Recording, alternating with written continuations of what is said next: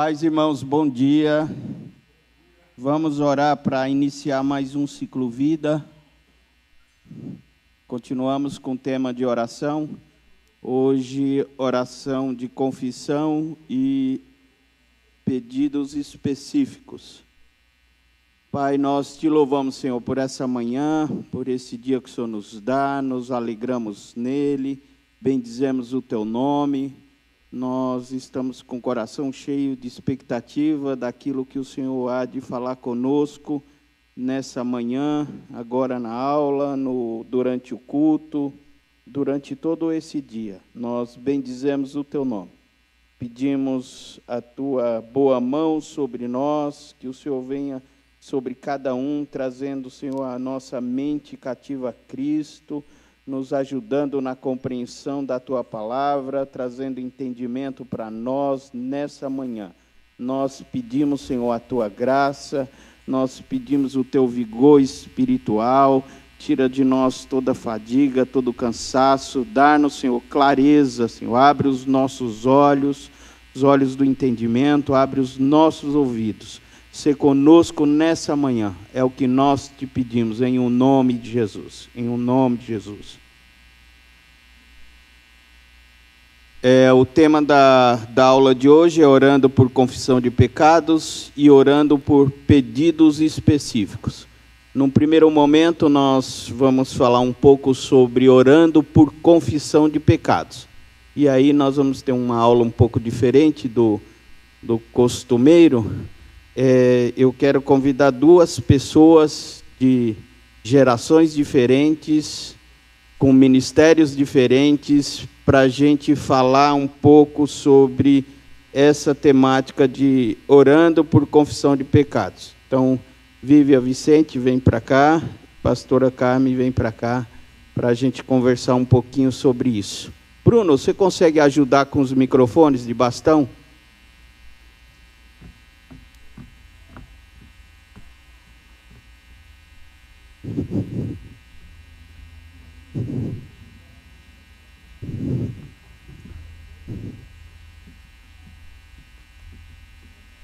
Ô, Midi, só dá uma olhadinha se está ok.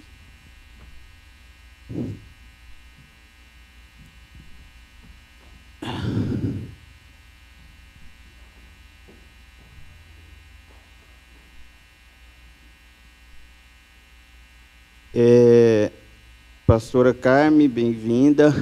Quem não conhece a pastora Carmen, ela foi do Ministério de Oração, algumas pessoas novas na igreja. Então, durante muitos anos, ela dirigiu o Ministério de Oração e ela conhece um pouco da matéria.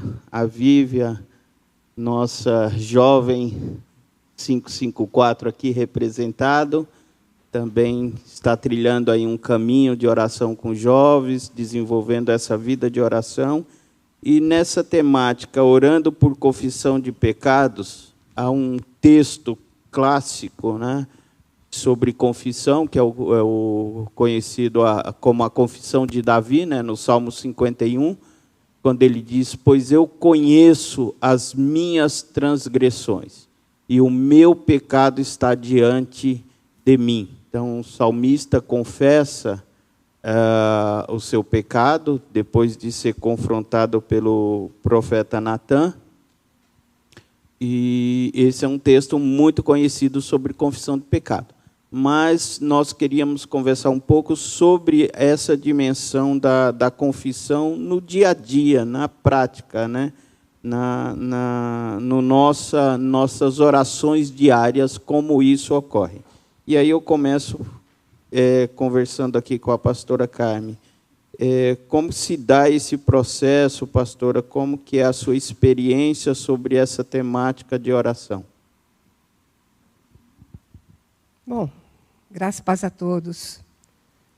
A minha experiência em termos da temática de oração, né? Como toda jovem na fé, eu fui aprendendo na caminhada como é que era essa prática de oração. Eu digo, como toda jovem na fé, assim que eu iniciei, a minha oração era aquela oração confusa, como de todo mundo. Às vezes começava, Senhor, eu já te agradeço, Senhor, olha, eu preciso, Senhor, está fazendo um pouco de eco aqui, Mi. Senhor, eu preciso, Senhor, e eu já começava de uma forma completamente conturbada, e por muitas vezes, né, no início, eu me sentia incomodada, porque eu percebia que coisa errada, à medida que você vai caminhando e aprendendo, não é bem assim que a gente entra na presença do Senhor. Não é dessa forma. E com isso você vai se sentindo mal, você vai se sentindo, às vezes, até culpada de orar atropeladamente, achando que você não sabe orar e não sabe mesmo, porque como uma criança que vai aprendendo nessa caminhada, é um processo. E fui aprendendo com os demais, fui aprendendo na leitura que nós precisamos seguir uma linha em termos da oração, né? Seguimos algumas etapas em termos da oração, aquietarmos a alma, e aí existem aquelas etapas, né? Que você aquieta o coração, você adora, depois você vai e confessa os seus pecados, depois você começa a clamar ao Senhor, depois você, por último, faz as suas súplicas. Então, são coisas que a gente vai aprendendo na caminhada. Mas, no início, como eu falei, por não saber como orar, por muitas vezes, quando as pessoas diziam para mim, você pode orar? Eu caía fora. Não, porque eu me sentia culpada de não saber orar, e eu percebia que eu não sabia orar. É interessante, né, essa caminhada de aprendizado, né? No seminário, a gente costumava dizer que, quando nós chegávamos no início, nos primeiros anos, então tinha uma lista enorme de oração. E, depois de um certo tempo, ia tendo uma espécie de uma preguiça, e dizia, Jesus, está aí os pedidos. Jesus, está aí os pedidos. E eu estou pensando aqui nessa temática de confissão dos pecados. Parece normal essa confissão genérica, né? Essa confissão de que eu oro, Deus, me perdoa os muitos pecados, ou perdoa aqueles pecados. Mas, mais uma vez, na tua experiência de oração, isso mudou, né? Isso mudou. Sim, certamente, porque, primeiro, eu vim de uma igreja católica. Então, aprendi a orar aquela oração que toda a igreja católica ensina aos seus devotos. E depois eu comecei, vindo para a caminhada cristã, eu comecei a orar conforme eu sabia. Então, Senhor, perdoa os meus pecados. Senhor, perdoa os meus pecados. Quais pecados? Mas só com a caminhada, só com o tempo, só com a leitura, é que eu fui aprendendo. O pecado tem nome. Então, à medida que eu vou confessar, o que é essa confissão? Primeiro, eu tenho que reconhecer, ela implica em algumas coisas. Eu tenho que reconhecer, eu tenho que ter clareza do que é pecado para chegar ao ponto de eu dar nome ao meu pecado. Esse é o momento que eu, tendo clareza de que o pecado é algo que me afasta, me distancia, eu perdi o foco, eu preciso confessá-lo, e confessá-lo no meu nome. Eu pequei, falando novamente palavrão. Eu pequei criticando, apontando o dedo, ou seja, dando nomes específicos ao meu pecado. E à medida que você... Porque é muito comum isso no início da nossa caminhada cristã, ou quando muito jovem mesmo, sem muito entendimento da palavra, ou convívio com outros que também praticam oração, nós fazemos isso. Olha, perdoa os meus pecados, Senhor, e fica sentido mais amplo. Além do que isso, depois entendendo, alivia a minha culpa, né? Eu já coloco todo mundo, olha, perdoa os meus pecados. Ou seja, eu peco por falar palavrão, você peca também, está comigo na oração, Vivi peca, perdoa os nossos pecados, perdoa os meus pecados. Não, eu entendo que nós precisamos ser específicos no momento da confissão do pecado. Senhor, como Davi, né? Eu pequei contra ti. Eu estou em iniquidade, eu me afastei de ti, eu errei, eu falhei por isto e por aquilo. E à medida também que você vai confessando esse pecado, no segundo momento, né, a sua alma vai aquietando, você vai serenando, você vai tranquilizando, pela graça e pela misericórdia do próprio Senhor. Há uma tendência natural carnal, né, da carne, de esconder o pecado. Depois eu resolvo isso. Quando eu chegar no momento propício, quando eu chegar na minha casa, na hora de oração, no momento de oração, eu faço isso. Ou quando eu estiver na igreja, eu faço isso. E aí tem o texto de 1 João 1:9, diz: se confessarmos os nossos pecados, Ele é fiel e justo para nos perdoar os pecados e nos purificar de toda injustiça. Amém. Então, a ideia desse texto é que eu faça de imediato. Sim. Eu não espere depois. Então, estou no metrô, pequei no metrô. Então, ali mesmo você ore em espírito, ali mesmo você peça perdão e você confesse os seus pecados. Inclusive, é muito bom, né? Quando você falou do seminário, quando eu fui para o seminário lá para o Betel, eu já tinha muitos anos de caminhada. Mas no convívio com a própria irmã Durvalina, com os alunos do Betel, em sala de oração, eu digo que foi, na minha caminhada cristã, o momento que eu mais aprendi. Convivendo com outras mulheres, né, maduras na oração, mais do que eu, maduras na idade, que era o caso da irmã Durvalina, e junto com seminaristas novos, mas eles iam para uma sala de oração, e eu, chegando no Betel, eu não tinha aquele hábito de ir para uma sala de oração, né? A igreja que eu vim não tinha esse hábito do ensino, e eu comecei a aprender muito nessa fase da minha vida, né? E foi onde eu mais aprendi, realmente.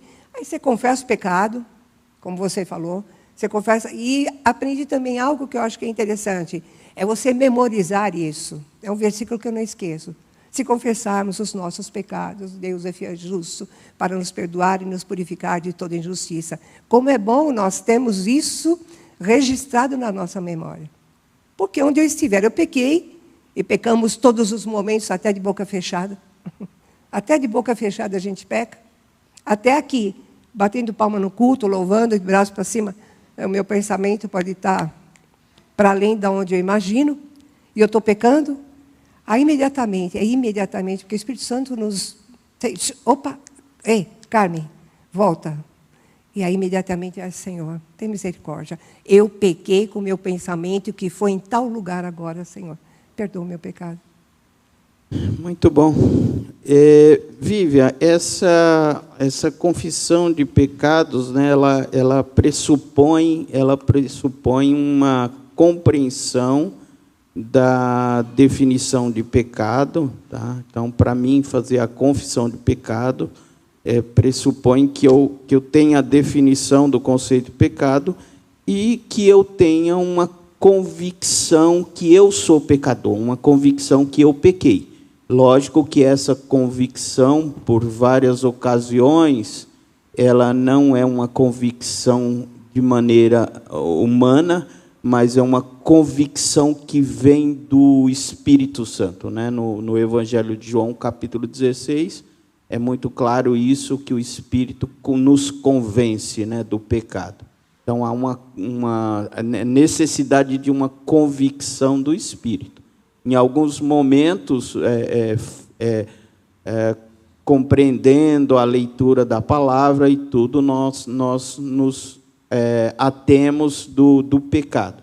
E aí eu pergunto para você como que você tem trabalhado isso, tanto na sua vida, como com o pessoal que você caminha, com a juventude que você caminha, como que se dá essa compreensão da convicção ou do confessar dos pecados. Fala um pouco para a gente disso. Bom, quando a gente está falando de arrependimento, né, tanto com estação ou tanto na vida individual, eu acho que o que difere a gente do resto, né, do mundo, das pessoas fora do corpo da igreja, é o entendimento do que é pecado, né?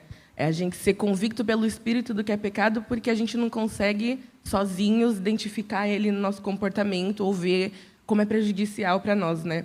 Então, pedir realmente para que o Espírito nos sonde e veja se há em nós um caminho mau, porque sozinhos a gente não consegue perceber as sutilezas, né?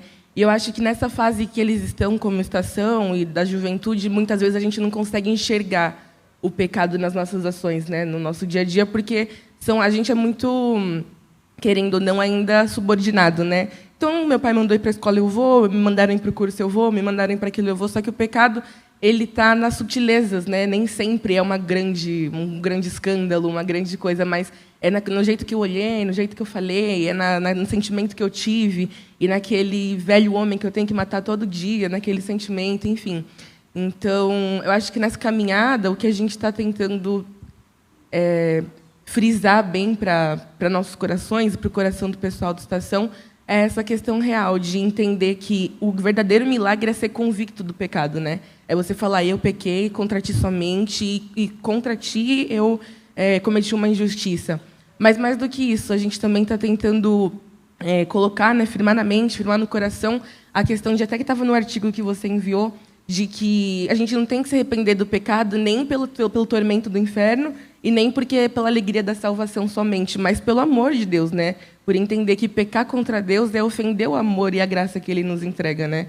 Então, não é porque eu tenho medo de ir ou porque eu quero ir para outro lugar somente, mas porque eu quero ter uma relação com esse Deus. E esse Deus que me deu tudo é o mesmo Deus a quem eu quero servir e agradar. Então, quando eu peco desonrando as ordens que Ele me deu, eu busco me retificar por conta disso. Me perdoa, eu sei que eu fui contra o que você me ensinou, contra o que você quer para a minha vida, e eu quero voltar para o seu plano para a minha vida. Então, eu creio que é isso. Muito bom. Quanto à confissão pessoal, você tem observado uma confissão específica ou ela acontece genérico dentro dessa tua geração? Eu digo assim, eu menti, eu fiz isso, ou ela acontece, Deus, perdoa o meu pecado, perdoa os pecados. Como que você tem vivenciado isso? Acho que essa geração é uma geração que vai para a terapia muito. Então, eles já aprenderam a dar nome às coisas, né? Eu vejo que eles têm uma facilidade muito maior de identificar os erros deles, e isso é muito bom, né? Porque quanto mais rápido eu identifico, mais rápido eu corrijo, né? Então, eu acho que, graças a Deus, tem sido uma facilidade deles falarem assim, não, foi aqui que eu errei, para poder retificar. Então, eu vejo uma especificidade no que eles dizem, sim. Essa é uma realidade. É uma geração, né? A geração Z, que eles têm clareza disso, mais do que a gente imagina. Mais do que a gente imagina. Eles são muito sensoriais, né? Então, lidam com as emoções de uma outra forma, diferente da minha geração. Então, muitas vezes, a gente tem ideia de que essa geração passa em branco. Eu creio que a nossa geração é que perdoa os nossos pecados. Essa geração, João, eu penso que trabalha menos com isso, é mais específica. Eles são mais objetivos e claros. Se Deus gostou ou não, mas eles já estão falando rasgadamente. Olha, eu fiquei com não sei quem, eu não sei. Eles são mais objetivos e mais claros. Eles rasgam, como diz, né, no dito popular, mais abertamente. Eles são mais intrépidos nesse sentido. Eu acho que a geração anterior e a anterior ainda, porque a sua é uma, eu sou outra, não tem muita diferença, mas somos diferentes, ocultava mais isso. Generalizava mais isso, João. Amém. Então, assim, pensando dentro dessa temática de confissão de pecados, uma vez que é mais aberto dentro da tua geração, como faz e tudo, vocês conseguem identificar que o que vocês estão confessando não é simplesmente a mentira ou simplesmente algum engano, algum erro, mas vocês conseguem identificar que estão confessando que estão errando o alvo de adoração. Porque na aula passada nós tivemos aí com Osman aula sobre oração de adoração, e o Salmo 51 é interessante porque Davi ele não confessa o adultério, ele não confessa o homicídio e o adultério, mas ele confessa o alvo de adoração. Então, eu deixei de te adorar, eu não estava te adorando, então, somente contra ti eu pequei. Então, ele deixa uma clareza nisso. Então, Então, é interessante nós pensarmos que a nossa confissão, para além de confessar a mentira, de confessar o erro, o engano, nós precisamos confessar que nós estávamos num outro lugar que não era o lugar da adoração, que não era o lugar de estar adorando o Deus verdadeiro. Eu acho que tanto a geração da Vivi quanto a minha, por exemplo, o que eu falei, talvez eles tenham mais facilidade em não generalizar, mas sem a clareza do porquê, ou sem a clareza real do que é o pecado e no que ele implica. Então, é mais fácil falar, olha, eu pequei mesmo, eu fiquei com a namorada do outro, aqui dentro da igreja também, em qualquer outro lugar, só que talvez sem essa clareza da relevância desse afastamento do Senhor. O que isso implica. Deu para entender? Sim. De novo, Osman. Desculpe. Eu acho, entendeu? Eles podem falar mais abertamente, serem mais objetivos e diretos, mas o que eu tenho visto também, falta clareza da importância principal disso. Essa clareza, essa convicção que Davi teve. Falta isso. Como faltava para a geração anterior também, desde que você não tenha intimidade com a palavra, desde que você não sente para aprender, desde que você não esteja sempre no altar, na leitura, meditando, estudando. Faltou para a geração anterior, para a minha, e eu creio que falta para essa geração também isso. O que é mais importante é chegar ao ponto que Davi chegou de ter essa convicção. O que me preocupa é eu não confessar o pecado porque eu não entendo que aquilo é pecado. Então, sou influenciado pela cultura, sou influenciado por essa época, por o espírito dessa época, e então eu não confesso porque eu compreendo que aquilo não é pecado. E aí, na tua fala, você colocou um ponto bem bacana, quando você diz sobre o amor de Deus. Então, diferir o amor de Deus. Então, eu creio que aí está um ponto de medição, que é o primeiro mandamento: amarás ao Senhor teu Deus sobre todas as coisas. Então, eu faço essa medição. Isso que eu estou praticando está ferindo ou não o amor de Deus? E eu acho que aí é um ponto para a gente pensar sobre o conceito de pecado, porque eu só vou confessar a partir do momento que eu entendo que é pecado, que o Espírito Santo traz essa convicção no meu coração. Então, eu confesso esse alvo de adoração, estava adorando outra coisa no lugar de estar adorando Deus, ou estava amando, vou usar aqui essa expressão, estava amando outra coisa ao invés de amar a Deus e também de amar ao próximo, né? Quando você fala isso, eu acho muito legal, porque meditando sobre o artigo e sobre o texto da Bíblia, você percebe como Deus ele é profundo, né? A transformação dele é completa. Ele não fica no superficial, no sentido de que o que nos faz pecar é o coração, né? A gente é movido pelo desejo e que nos direciona a diferentes adorações a não ser Deus. Então, a gente é movido a pecar pelo nosso coração. E aí, quando ele fala que a nossa forma de voltar para ele é o coração quebrantado, né? Então, a gente vê que o Espírito ele faz com que a mesma ferramenta que fez a gente pecar e se distanciar de Deus seja a ferramenta que clame por ele e fale: é de você que eu preciso. Então, esse mesmo lugar que clamou por outra coisa, agora reconhece a necessidade de estar em contato com Deus e de ser lavado, e ser purificado, e ser retransformado. Então, é engraçado porque o pecado poderia vir da mente ou poderia vir de qualquer outro lugar que não o coração. Mas ele vem do nosso coração, porque é o desejo, né, que a gente mal direciona. E aí a profundidade do amor de Deus faz com que o mesmo lugar seja transformado para que seja uma nova forma de agir, novos desejos, né, novas motivações. Então, eu acho isso fantástico quando você fala de desejo, pensando na profundidade da ação de Deus, né? Nada é... Ele poderia falar, por exemplo, que para a gente se afastar do pecado seria mudar as ações ou mudar, enfim, o modo de pensar, mas isso seria tentar resolver o sintoma e não a raiz do problema, né? E Deus vai na profundidade da raiz, né? Então, isso é muito legal. Muito bom, muito bom.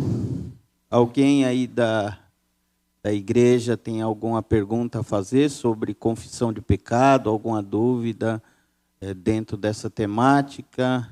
Vamos abrir um pouco aí para o pessoal.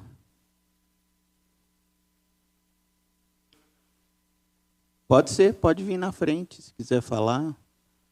Alguém? A Carol quer falar? Pode ser. Ah, ela vem aqui na câmera.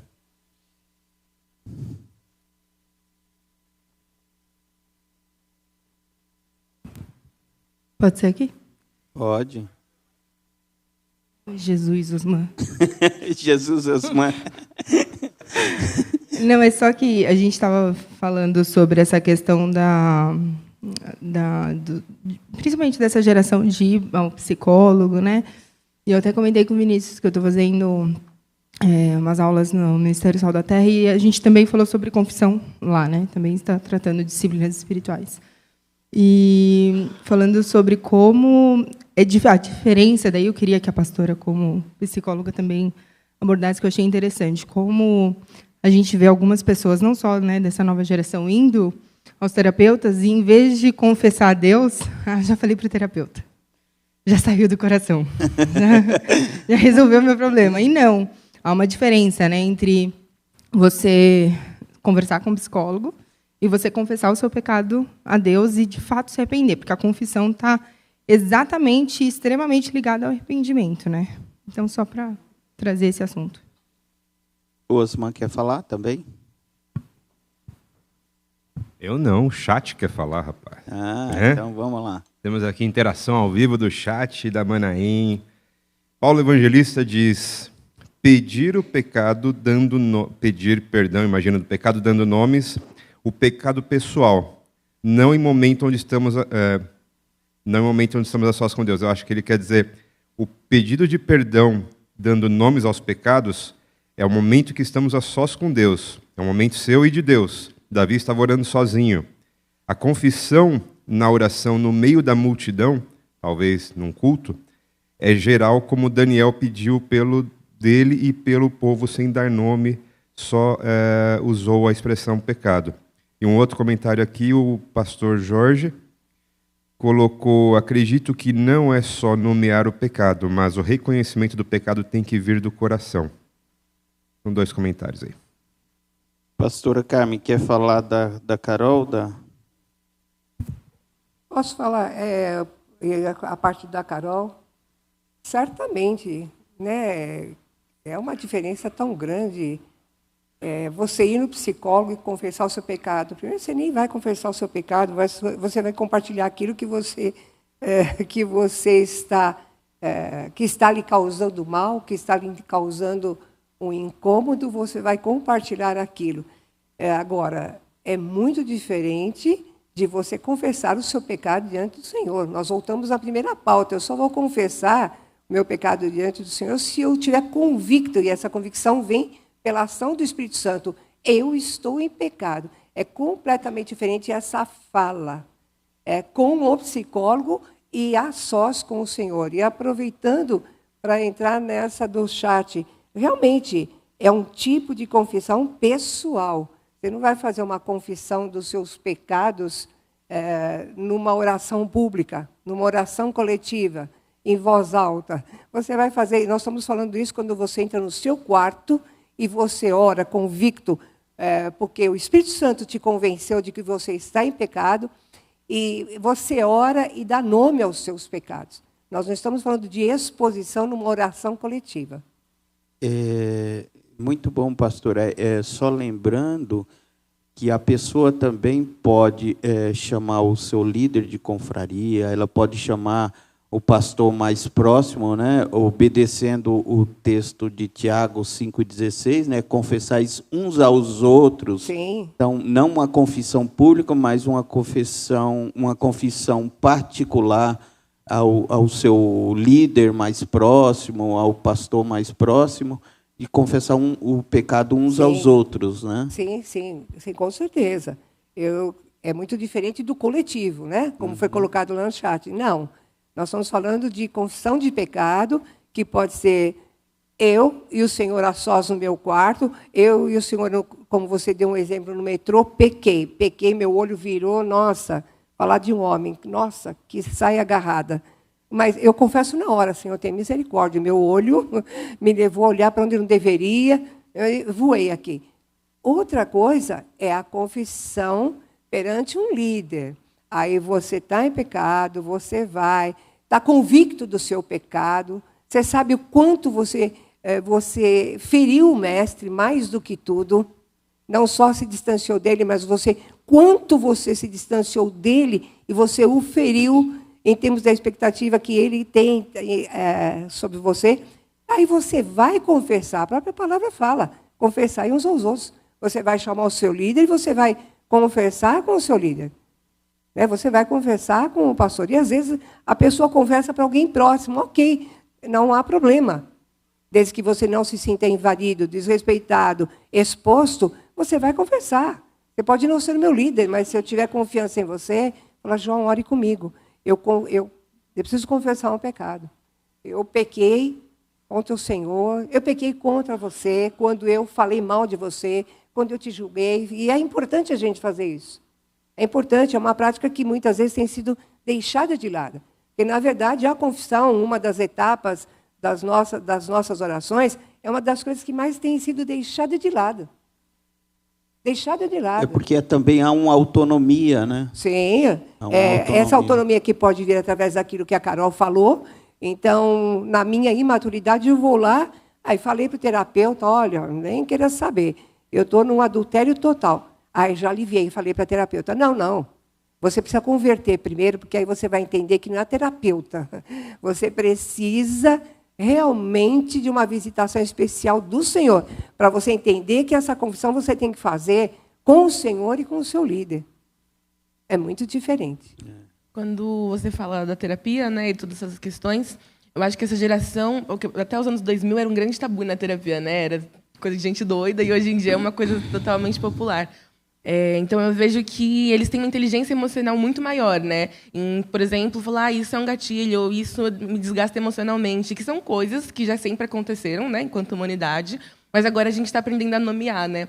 Mas eu acho que isso também tem afetado um pouco a relação deles com Deus, nesse sentido de que você acha que tem áreas que você tem que entregar para o seu terapeuta. Então, aquele trauma familiar, ou aquele problema, ou aquele sentimento, eu vou na terapia tratar. E tudo bem também ter um acompanhamento profissional. Mas, até conversando com uma especialista da área, né, que é daqui da igreja, falou a mesma coisa. Tem coisas que a gente só pode entregar para Deus, e só Deus pode tratar, né? Então, uma coisa não negligencia a outra. Eu posso tratar com a minha terapeuta, falar do meu problema, mas eu tenho que entregar aos pés do Senhor, porque Ele é o grande mestre, né? E eu acho que, quando a gente também está falando de pecado, o que a gente tem que entender é que a gente não está descumprindo uma regra somente, né? O que a gente está fazendo é ferindo o mestre. E ferindo Ele simplesmente porque se a gente está reconhecendo Ele como um Senhor, que tem o melhor caminho, como um Senhor, que tem a solução para o nosso problema, que veio nos trazer a vida, como é que eu vou fazer uma coisa que fere Ele, né? Então, acho que essa é a grande coisa que fazia o pessoal rasgar as vestes, arrancar os cabelos. Na Bíblia, a gente fala esse reconhecimento, né? Essa posição exterior, mas que demonstrava o interior deles, né? Falando do arrependimento real e que causa uma ação, né? Que impulsiona algo novo. Então, não é o arrependimento também é uma coisa que a gente tem falado muito. Não é algo que te deixa no mesmo lugar, né? O arrependimento, ele te tira daquele lugar. O genuíno não é uma coisa que você fala assim, nossa, eu menti. Aí você se arrepende profundamente e mente de novo na mesma coisa. Se arrepende, não é isso, né? É algo que gera mudança. Então, acho que é isso que a gente tem que pensar. Não quero mais ferir o mestre nesse ponto. Quero tratar isso com ele. Então, acho que é isso que pode fazer com que a gente caminhe. Tem uma questão, acho que eu penso, dessa geração não invalido o profissional, mas elas buscam o imediatismo. Então, o imediatismo e a vida de oração e respostas de Deus levam o tempo de Deus. Então, pensar, esperei com paciência no Senhor, quando eu aperto um botão no Google e o Google já me dá a resposta, E eu penso, aí vocês estão acompanhando as reportagens da inteligência artificial, eu penso que isso vai piorar, porque eu vou lá no chat GPT e vou pedir a resposta na hora, e vou conversar com ele, e vou confessar para ele. Então, na verdade, é uma mudança de senhorio. Quem é o Senhor da minha vida? Quem governa a minha vida? Então, quando eu não me entrego totalmente para Deus, e novamente volto no Salmo 51, Davi confessa exatamente isso. Eu errei o alvo de adoração, eu errei o governo, eu tirei o Senhor do governo da minha vida e dei vazão para o adultério, dei vazão para o homicídio, porque eu errei o alvo de adoração. Então, não invalido o profissional, mas o meu alvo de adoração número 1 é Deus.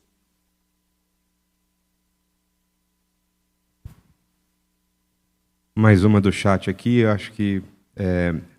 Bom, Marcelo Carneiro diz, arrepender dos pecados e não pecar mais. Essa é uma luta diária em combater a vontade da carne? Sim, a vida cristã é diária. Isso é Lucas capítulo 9. Negue-se a si mesmo, tome a sua cruz e me siga. Todos os dias nós precisamos morrer um pouco. Todos os dias, né? Todos os dias nós precisamos esmurrar a nossa carne. Todos os dias. Nasci em pecado. Em pecado eu fui concebido. E não tem como. Todos os dias. Todos os dias. Eu preciso ficar atento.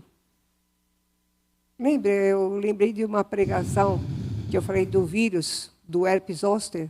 Quando eu penso que eu já matei, o infeliz volta. Quando eu penso que eu já matei, o infeliz volta depois de 60 anos de idade. Ele volta.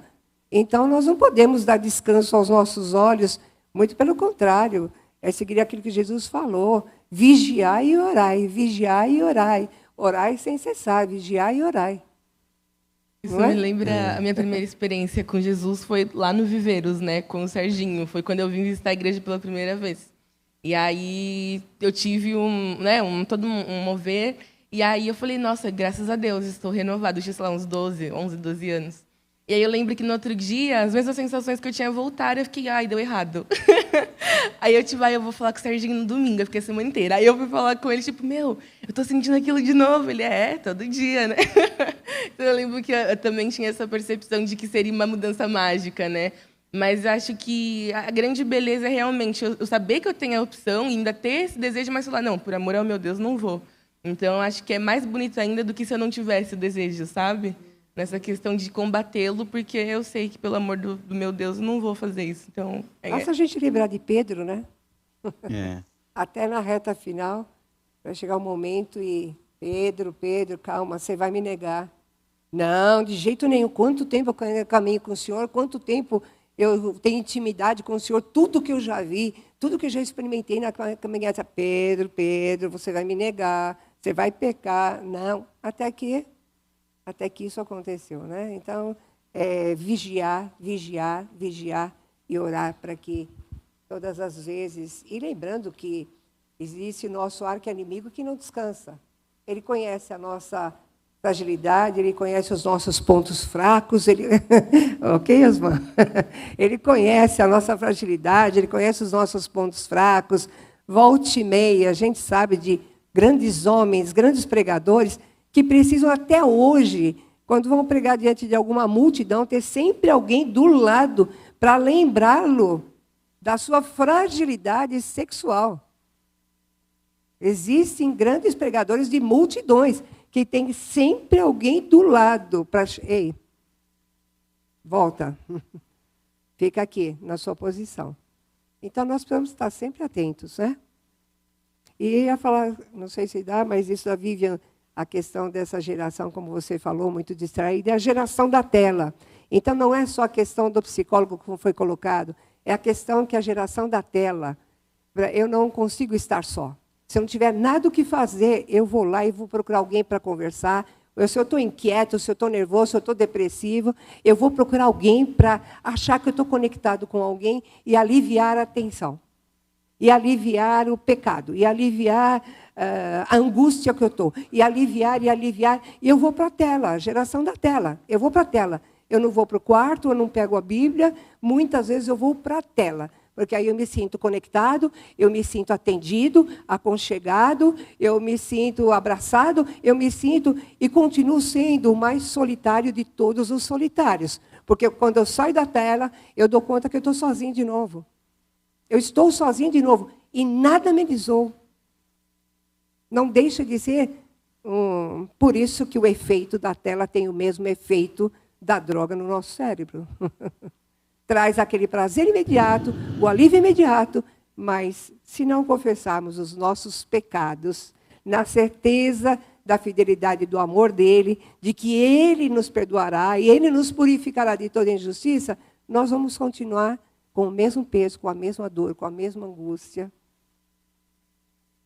Essa dinâmica, só para a gente, já te dou a palavra, Serginho, para a gente encerrar esse assunto da confissão, pensando, o que eu confesso? Confesso o pecado. Mas o pecado ele tem uma dinâmica que vem desde o Jardim do Éden. Tem um texto de Josué, capítulo 7, versículo 21, que é o pecado de Acã.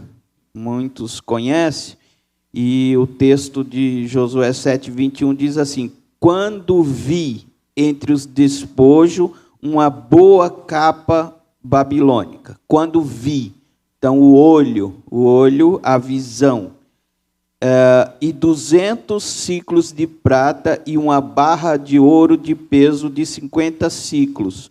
Cobicei. Então viu, cobiçou, e tomei-os, e eis que estão escondidos na terra, no meio da minha tenda, e a prata por baixo. Então, que seja na tela, que seja na vida real, o pecado sempre ele tem essa dinâmica da visão, da cobiça e da ação, da prática, do tomar.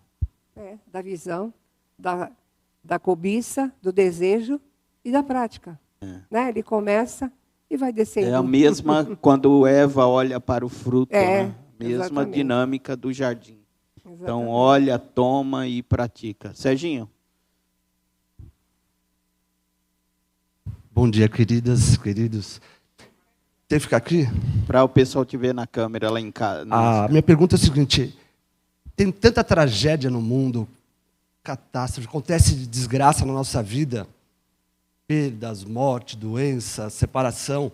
Você colocar, é o pecado que fez isso, não pode virar uma neurose que você fica pedindo perdão pela sombra, pelo que aconteceu, para tentar sanar, para resolver aquela situação por causa das circunstâncias. Essa é a minha pergunta. Sim, você falou do pecado universal.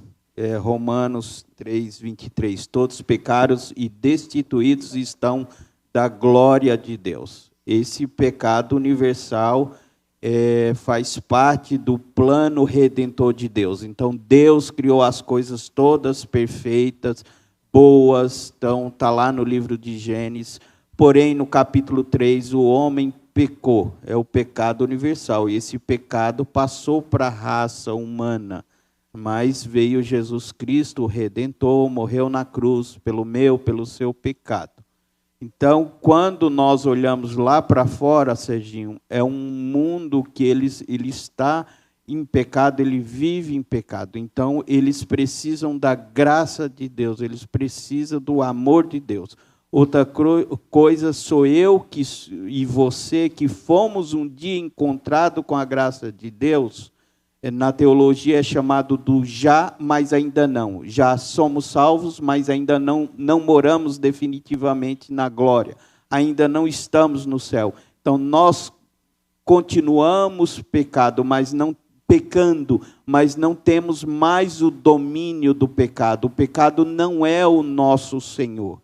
Tá?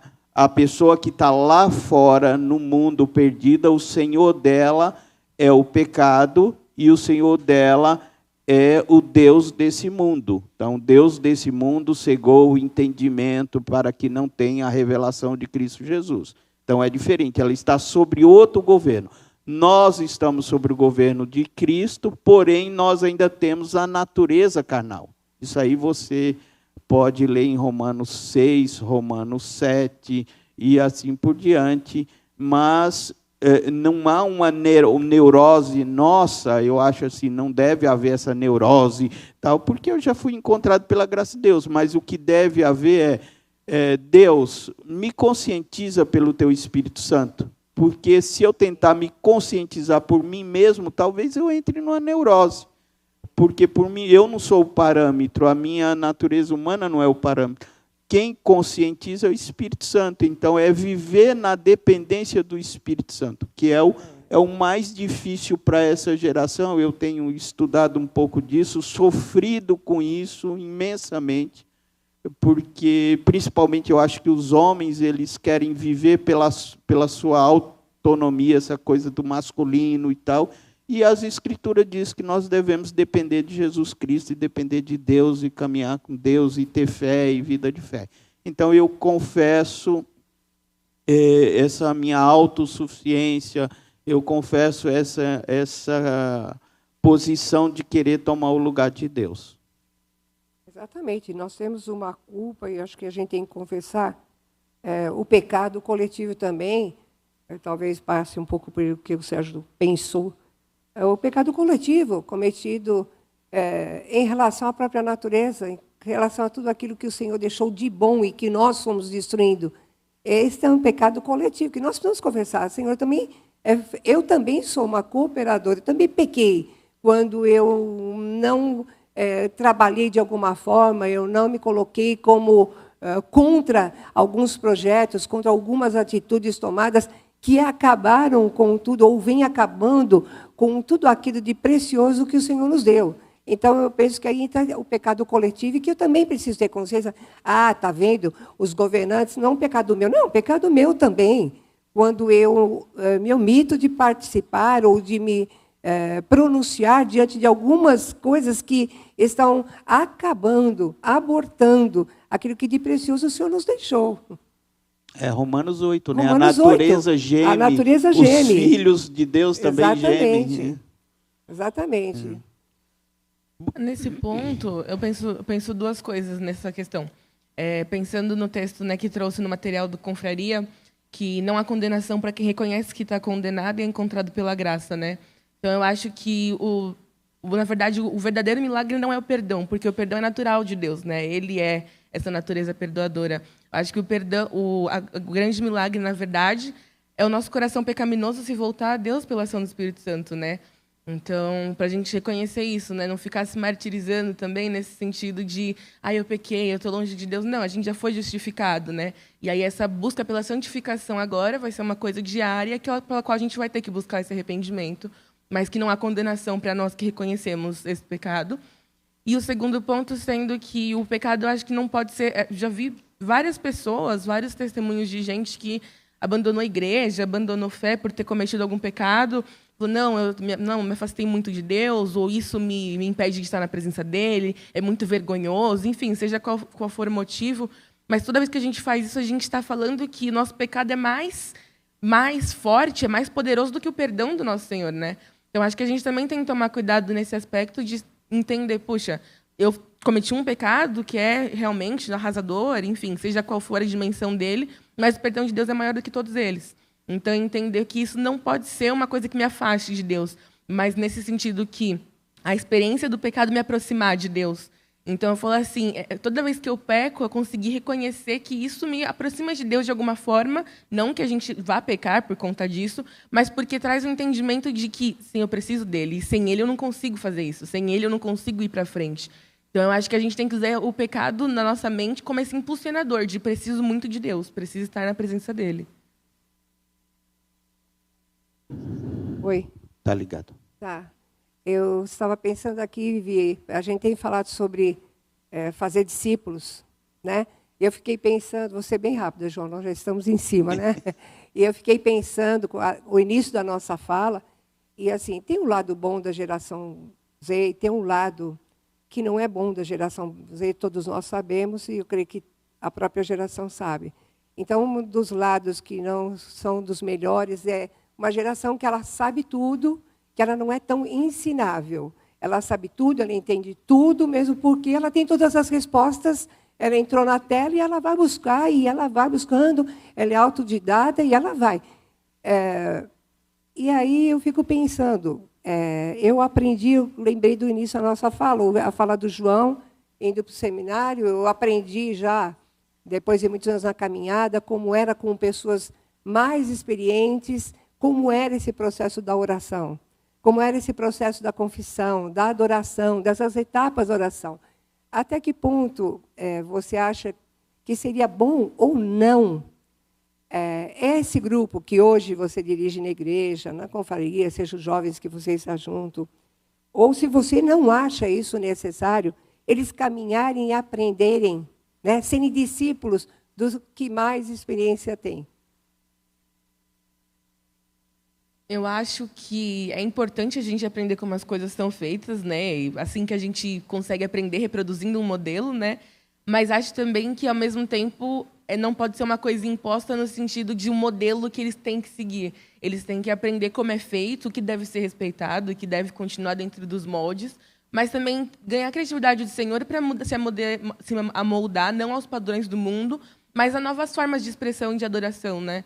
Então, eu acho que a gente tem, sim, que caminhar com as pessoas mais velhas, aprender, sim, com a experiência que vocês têm de caminhada com o Senhor e no mundo, para entender as formas que a gente pode se posicionar, como a gente pode se levantar. E, a partir disso, além de absorver o que a gente vai aprender, a gente também ter a oportunidade de inovar, sabe? De trazer novas visões, novos olhares, porque, querendo ou não, o modo de evangelização de antigamente talvez não seja tão eficaz quanto agora. Talvez um flyer não seja tão eficaz quanto um QR Code, por exemplo. Uma coisa não anula a outra, mas a gente ainda pode trabalhar nas duas coisas, sabe? Mas na oração, ela continua o mesmo. Continua o Padrão. mesmo. Então, eu falei isso porque eu penso, numa sala de oração, num grupo de oração, os menos que participam são jovens. Né? Eu fiquei um pouco atônito no sentido, eu falei com a Silvana essa semana, eu falei, Silvana, vai ter uma aula sobre oração, me manda todos os jovens que faz parte do Ministério de Oração, jovens e adolescentes faz parte. E ela não soube responder. Então, vocês estão convidados a participarem do Ministério de Oração, todos os jovens e adolescente. Nós temos novas estratégias para evangelismo e tudo mais, dentro dessa geração Z. Mas os padrões bíblicos em termos da oração, se meus avós, ou hoje eu, ou ele, ou você, somos 3 gerações diferentes, eles continuam mesmo. Né? O convite está feito. Vamos, só para, chegando aqui no final, teria 2 temas a aula de hoje. Então, o último tema é orando por pedidos específicos. Bruna, já te passo aí, deixa eu só falar desse assunto, nós voltamos aí. Orando por pedidos específicos. Então, a ideia aqui, confessamos pecados e oramos por pedido específico. E o texto de Isaías 59, 16... é um texto que fala de uma nação que está em pecado, o negócio está complicado. E aí, no versículo 16, ele diz, viu que não havia ajudador algum, e maravilhou-se de que não houve um intercessor, pelo que seu próprio braço lhe trouxe a salvação e a sua própria justiça o susteve.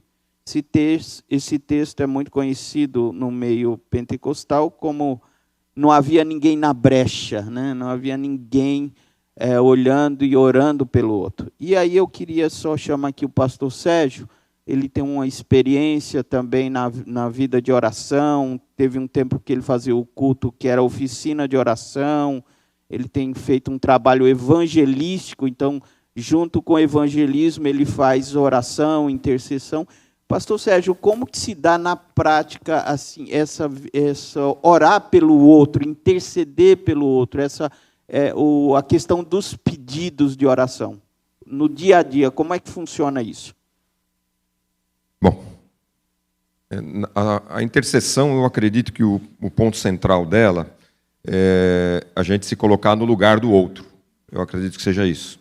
Porque se você não faz isso, você faz uma oração estritamente religiosa, você faz uma oração mecânica, Então, para que seja algo real, verdadeiro, tem que ser algo que você se envolve, algo que você está sentindo, digamos assim.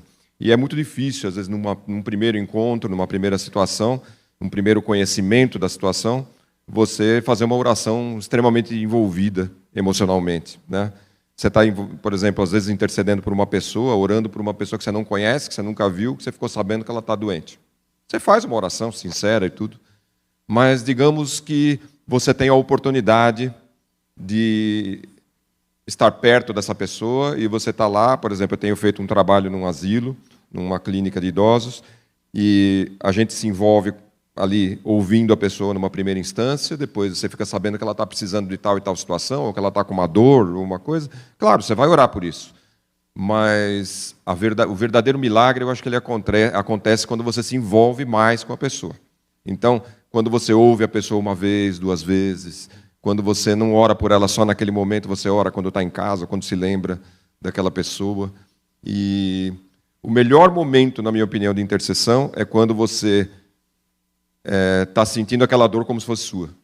Eu acho que essa é a melhor situação.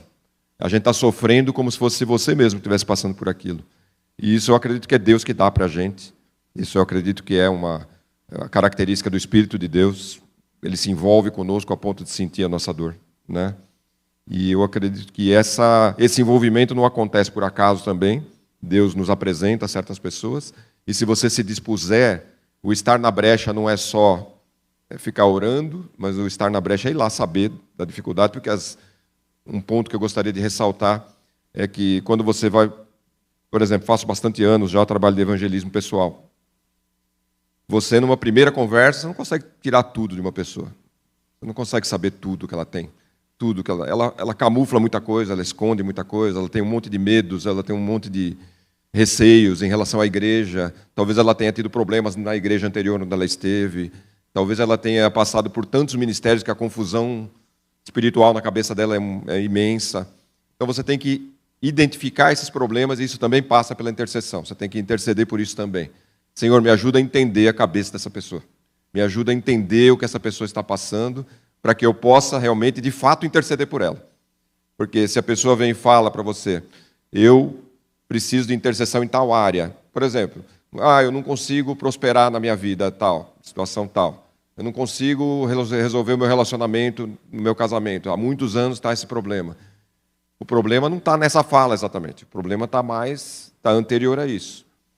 Já me casei 3 vezes e por causa do mesmo problema estou me separando. E se casar uma quarta, provavelmente vai acontecer de novo. Então, vamos interceder pelo quê? Por um novo casamento? Nós temos que interceder pela causa do problema. Então é aí que você tem que ter envolvimento com a pessoa, saber o que acontece.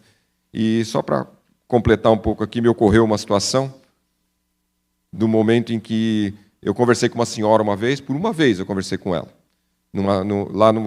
na clínica mesmo. E ela falava assim para mim, eu perguntava para ela se ela tinha alguma coisa que a gente poderia orar juntos e tudo, e ela disse assim, eu fiz muito pecado, muito pecado, só falava isso, ela só repetia isso o tempo todo, só repetia isso. E eu procurei saber assim, se ela era uma pessoa que estava com a cabeça boa ou não, porque eu não conhecia ela. Mas ela era uma cabeça boa, conversei sobre outras coisas e tudo, mas ela falava isso. Eu fiz muito pecado, mas não ia além disso, né? E aquele dia eu me dei conta de que só tinha eu e o Lessa trabalhando lá na clínica. E ali eu olhei em volta e falei, eu tinha 8 mulheres e 2 homens. Aí eu falei, Senhor, eu preciso de mulheres. Eu comecei intercedendo pelos obreiros para que a gente pudesse chegar mais perto daquela senhora, né? Porque ela não ia confessar para mim. Uma pessoa daquela idade, com a cultura que ela tinha, ela não ia confessar para mim, dependendo do pecado, ela não ia confessar. Então eu comecei a interceder para que tivéssemos mulheres ali para ouvir as mulheres, para que elas estivessem na brecha pelas mulheres. Elas iam se entender melhor, né? E isso aconteceu, o Senhor mandou um monte de mulheres, tem mais mulher do que homem trabalhando agora.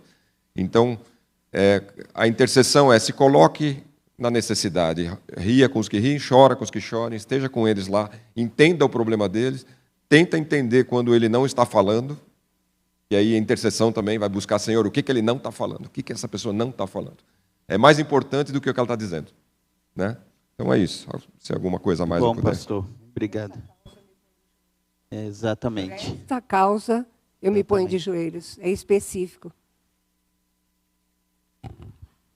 E quer levar para aquela senhora? Ela vem. Ela quer perguntar. Pode perguntar daí, irmã. Ai, obrigada.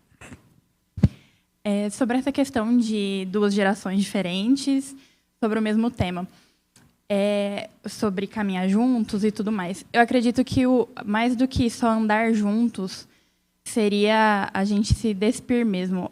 Eu lembro quando eu tinha uns 15 anos, não parece, mas faz tempo. E eu pedi para o meu pastor um aconselhamento. Ai, obrigada. E aí eu conversei com ele e falei, olha, eu preciso de um aconselhamento porque eu pequei, eu preciso confessar.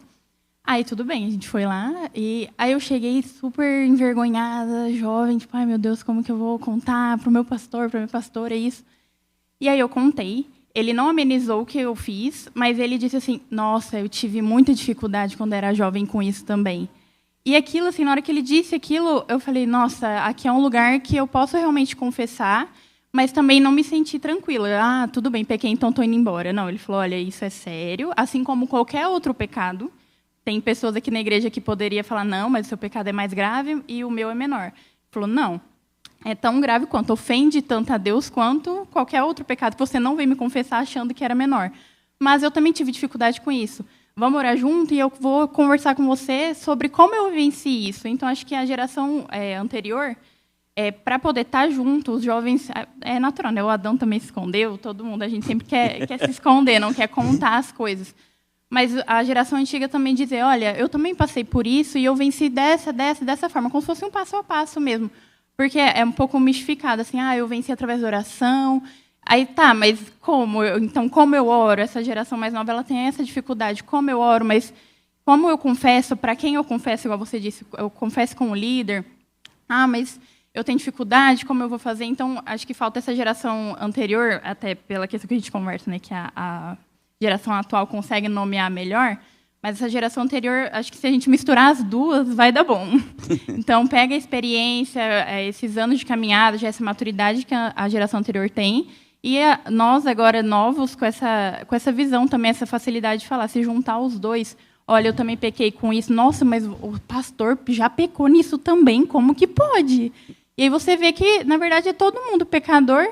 Meu antigo pastor costumava falar, né, que se a gente andasse com uma placa dizendo quantos dias a gente está sem pecar, seria mais tranquilo, porque a gente olhar, o seu está zero, o seu também está zero, o seu também está zero, o meu também está zero.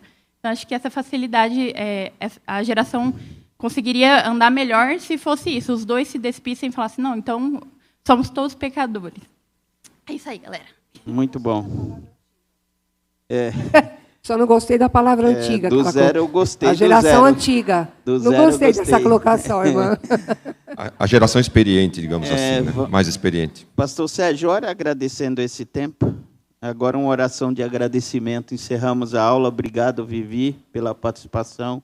Obrigado aí, pastora Carmen. E as perguntas vocês mandam para o Osman na semana. Osman é o líder do Ciclo Vida.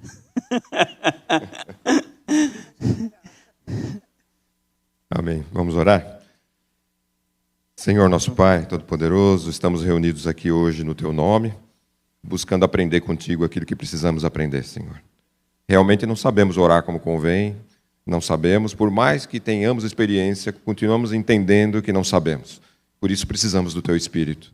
Então vem, Espírito Santo, sobre nós e ajuda-nos a ser gratos ao Senhor por essa aula que estivemos hoje aqui, pessoas que puderam trazer suas experiências, pessoas que puderam trazer suas perguntas, e ajuda-nos a tomar essa questão da confissão, essa questão da convicção de pecado muito a sério. Ajuda-nos a levar isso a sério, porque muita coisa na nossa vida fica parada por causa disso, porque não temos essa convicção, porque não temos essa atitude correta diante do pecado e diante da confissão. Ajuda-nos, Senhor, a entender que precisamos mais de aconselhamento, Senhor. Precisamos do aconselhamento. Ajuda a igreja a fazer uso do aconselhamento, Senhor. Ajuda a igreja a confessar os seus pecados uns aos outros para serem curados, Senhor. Ajuda que essa aula faça um efeito positivo no meio da tua igreja, Senhor.